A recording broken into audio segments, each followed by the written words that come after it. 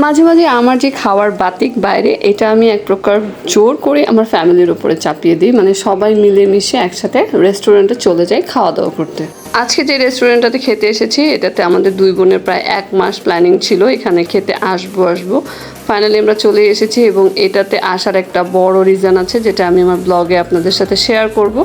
আর আজকে আমার ছোট বোন আমাকে আর আমার ছোট ভাইকে জোর করে রেস্টুরেন্টে নিয়ে এসেছিল। আর আমরা যখন এই রেস্টুরেন্টে এসে পৌঁছিয়েছিলাম তখন অলমোস্ট 9:45 বাজে, আর ওদের খাবারও প্রায় শেষ হয়ে গিয়েছিল, শুধু চাউমিন ছাড়া আর কিছুই ছিল না। দেন আমরা বের হয়ে আবারও হাঁটতে শুরু করলাম। কয়েকটা রেস্টুরেন্টে গিয়েছিলাম, কিন্তু সব জায়গায় একই কথা, আমাদের যে চুজ ছিল ওই চুজ মতো কোনো খাবারই ওদের স্টকে ছিল না, সব খাবার শেষ হয়ে গিয়েছিল।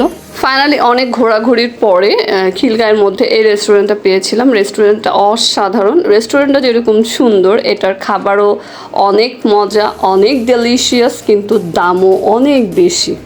তো এই রেস্টুরেন্টটা খুঁজে পেয়ে আমরা ঢুকে পড়েছিলাম। এখানে দেখলাম বেশ কিছু কাস্টমার আছে, তারাও খাবার খাচ্ছিল। দেন আমরা লেট করি নাই, আমরা আমাদের পছন্দের খাবারটা অর্ডার করে ফেলেছিলাম।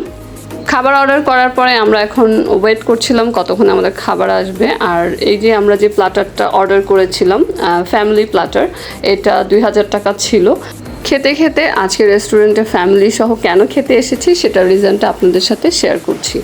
আমার ছোট ভাইয়ের বার্থডে ছিল সেপ্টেম্বরের 1 তারিখে, আর আমার বার্থডে ছিল অক্টোবরের 6 তারিখে। আমার ছোট বোন আমাদের দুজনকেই গিফট করেছে, বাট আমরা কেউই ওকে ট্রিট দেইনি। তো আমাদের দুজনকে একসাথে পেয়ে সে বাটে পেয়েছিল এবং এক প্রকার জোর করে আমাদেরকে, মানে আমাকে না, আমার ছোট ভাইকে খুব জোর করে ও রাজি করিয়েছে।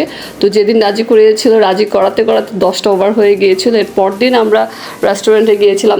এর পরের দিনও বাসা থেকে বের হতে হতে আমার ছোটো ভাই বাইরে ছিল, বাসায় এসেছিলো। আমরা রেডি হয়ে বের হতে হতে অনেক রাত হয়ে গিয়েছিল, যার কারণে আমরা আমাদের পছন্দের রেস্টুরেন্টে আর খাওয়া দাওয়া করতে পারিনি। আর অলমোস্ট দেখতেই পাচ্ছেন আমাদের পেছনের বেঞ্চগুলো ওরা উঠিয়ে ফেলেছে। ওরা অলরেডি ক্লিনিং শুরু করে দিয়েছিল ওদের রেস্টুরেন্টের। এত খারাপ লাগতেছিল, মানে আমরাই ছিলাম ওদের শেষ কাস্টমার। ভীষণ হাসি পাচ্ছিল, তবে সত্যি বলতে রেস্টুরেন্টে কেউ ছিল না বিধায় আমরা ফুড অনেক বেশি এনজয় করতে পেরেছিলাম, কারণ মানুষের সামনে খাওয়া তেমন যায় না। যেহেতু কেউ ছিল না, খুব মজা করে আমরা খেয়েছিলাম বাসার মতো করে।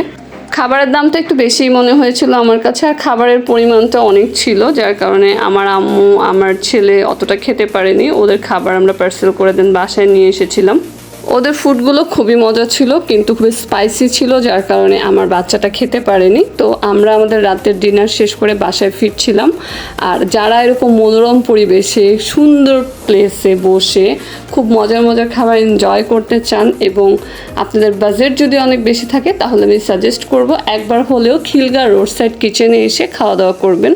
আর ওদের ফেসবুক পেজগুলোতে আপনারা ফলো আপ রাখলে দেখতে পারবেন, ওরা কিন্তু বেশ ভালোই অফার দেয় মাঝে মাঝে। সো এই তো ছিল আমার আজকের ব্লগ। আশা করছি সবার অনেক ভালো লেগেছে। ধন্যবাদ সবাইকে। আসসালামু আলাইকুম।